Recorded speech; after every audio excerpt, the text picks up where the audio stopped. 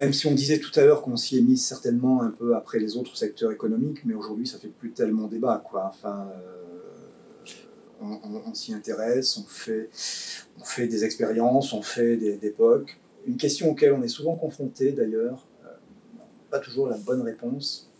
Faire un POC sur un immeuble, sur un bout de quartier, sur un logement avec quelques locataires, c'est assez simple finalement. Là, on parlait des objets connectés. Connecter un immeuble avec 3-4 capteurs, voilà, c'est simple. La question qu'on a, nous, parce qu'on est gros finalement, hein, 250 000 logements, plus de 15 000 bâtiments, c'est comment on passe d'une expérimentation sur un petit périmètre à une généralisation sur l'ensemble du parc. Quel est le modèle opérationnel qui est derrière ça? Comment on s'organise concrètement pour déployer des capteurs? Tout à l'heure, on parlait de détecteurs pour détecter les fuites d'eau. Comment on s'organise à l'échelle d'un parc de 250 000 logements pour mettre en place chez nos locataires, c'est très compliqué de rentrer chez les locataires, des capteurs qui permettent de détecter les fuites d'eau. C'est compliqué, il faut trouver les prestataires. Bon. Et puis le modèle économique, parce que acheter un capteur pour le mettre chez Madame Michu, ça coûte quelques euros chez Leroy Merlin. Acheter 250 000 logements x 10 capteurs, soit 2 500 000 capteurs, à quelques euros, ça représente déjà un investissement beaucoup plus lourd. Donc quel est le modèle économique qui est sous-tendu par tout ça? Là aussi, ça pose des questions qui sont loin d'être simples. Étant entendu, là aussi, qu'on est dans le secteur HLM et donc que notre chiffre d'affaires, on ne peut pas valoriser de services supplémentaires. Parce que notre chiffre d'affaires, ce sont les loyers. On rentre dans nos caisses les loyers que nous payent nos locataires, et les loyers sont réglementés par la loi. Voilà, donc même si demain je vais voir Madame Michu pour lui dire, Madame Michu, je vais vous installer des capteurs dans votre salle de bain, voilà, on va pouvoir faire tout un tas de choses avec ça. Donc du service en plus pour Madame Michu, mais je ne pourrais pas lui facturer sur sa quittance de loyer quelques euros de plus parce que la loi me l'interdit. Donc ces capteurs que je vais installer, si on est sur cette idée d'objets connectés, il faut que je sois gagnant ailleurs, et donc principalement sur l'autre aspect qu'on évoquait, qui est celui de la maîtrise des coûts de gestion. C'est-à-dire que le fait d'avoir des capteurs chez Madame Michu doit me permettre de gagner ailleurs sur la performance de mon processus, sur le fait de ne pas me déplacer chez Madame Michu pour savoir s'il y a bien une fuite, mais le capteur me le dira sans que j'ai à me déplacer, etc.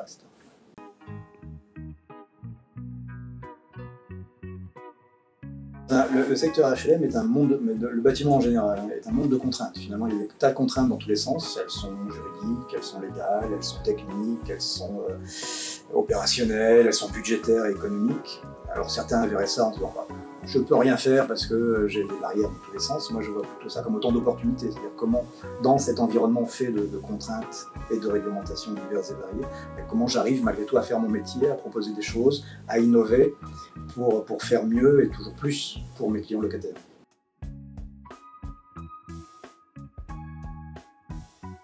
C'est une question difficile. Vous connaissez certainement cette courbe du hype, là, du Gartner Group, qui montre, c'est une courbe un peu en cloche comme ça, qui redescend puis qui remonte ensuite, qui montre à quel rythme une innovation est adoptée par le marché. Bon, la courbe commence à monter parce que c'est l'enthousiasme du début, la nouveauté, l'innovation, c'est chouette, c'est sympa. Puis après, on atteint un sommet, puis après, on redescend, la descente de la désillusion, je crois que ça s'appelle comme ça.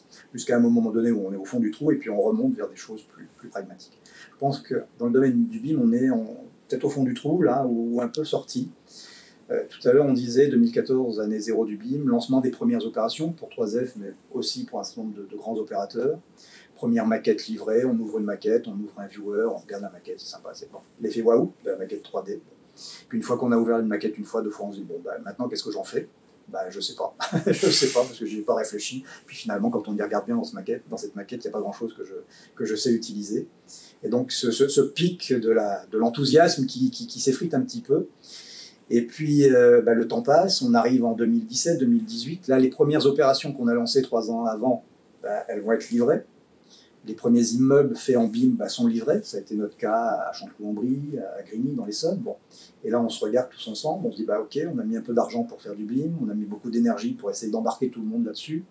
Puis finalement, l'immeuble que je livre là, il est ni plus beau, ni moins cher, ni plus performant que celui que j'ai livré à côté où il n'y avait pas de BIM. Donc finalement, tout ça pour ça. Donc quand même un effet de désillusion et de désillusion. Ouais, c'est le trou. Puis l'étape où on en est, je pense, chez 3F, on sort du trou, on se dit, ok, on rêvait le BIM, Il y a 5 ans, on rêvait le BIM, on rêvait un truc qui allait faire papa, maman, le café et couler du béton. Bon, donc on a bien vu que ça n'existait pas. On s'est dit finalement, le BIM, c'est quand même d'abord un outil. Et un outil, il faut l'utiliser quand on en a besoin. C'est-à-dire pour utiliser un marteau pour planter un clou, un tournevis pour... voilà. Donc identifions sur nos opérations de travaux en neuf, en réhabilitation, là où j'ai des clous à planter, des vis à tourner, là où j'ai des problèmes, et comment le BIM peut m'aider à traiter ces problèmes. Et donc là, on a fait un gros boulot cette année pour revenir sur des choses pragmatiques et lucides, d'identification des usages, voilà, des problématiques à traiter sur une opération de travaux, et en conséquence de ça, des usages BIM qu'on pousse pour traiter ces problèmes. Alors parfois c'est des problèmes de qualité, parfois c'est des problèmes d'insertion urbaine ou paysagère du bâtiment dans son environnement, parfois c'est des problèmes de performance thermique, voilà. Parfois c'est une réflexion autour des usages locataires. Opération par opération, on identifie les enjeux de l'opération, ce n'est pas toujours les mêmes, même s'il y a un socle commun, ce n'est pas toujours les mêmes. On les discute, ces enjeux, avec l'équipe de maîtrise d'œuvre, et à partir de là, on se dit, OK, on a bien compris le projet, on a bien compris le programme, on a bien compris vos exigences, vos contraintes aussi aux uns aux autres, et à partir de là, on va se donner quelques usages BIM qui vont nous permettre de progresser ensemble et puis de traiter les problèmes auxquels on va être confronté sur cette opération-là et adresser les enjeux qui sont ceux qu'on a identifiés tous ensemble. Avec une préoccupation qui est, alors la formule n'est pas de moi, et d'Olivier Sanic, le patron du Master BIM de l'école des Ponts, qui dit aujourd'hui il faut essayer, pour embarquer l'ensemble des acteurs, il faut faire du BIM égoïste. Alors, faire du BIM égoïste, ça consiste à se dire chacun, quel qu'il soit, le maître d'ouvrage, le bureau d'études fluides, l'architecte, l'électricien, chacun doit trouver un intérêt à faire du BIM. On ne peut pas dire, et ça ne marche pas, nous on l'a essayé il y a quelques années, on ne peut pas dire le BIM ça va être utile pour l'exploitation du bâtiment dans 3 ans. On ne peut pas dire ça à un architecte, il n'en a rien à faire. Entre nous, il n'en a rien à faire. Bon. Donc on ne peut pas l'embarquer, on ne peut pas le convaincre en lui disant tout ce que tu fais là, on t'embête pour les gens qui viendront dans 3 ans pour exploiter le bâtiment. Donc, le gars nous dit vous êtes bien gentil, mais c'est pas mon job. Bon. Lui, ce qui l'intéresse, c'est de concevoir proprement un bâtiment. Donc réfléchissons avec l'architecte à comment le BIM peut faire en sorte qu'on conçoive un meilleur bâtiment. Pareil avec l'électricien, le plombier, le solier ou le façadier. Travaillons avec eux à comment le BIM va leur permettre de mieux faire leur boulot sur le chantier.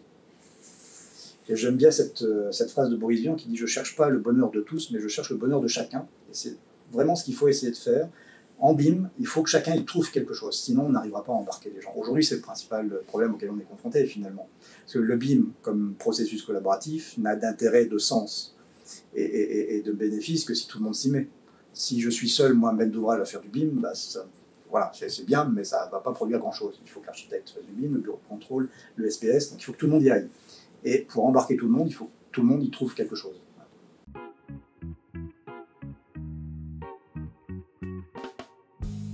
Non, il n'est pas. Enfin, je pense qu'il faut garder en tête, il faut faire du BIM utile, il faut faire du BIM égoïste, du BIM utile à chacun. Bon, dans la phase actuelle où il s'agit d'embarquer.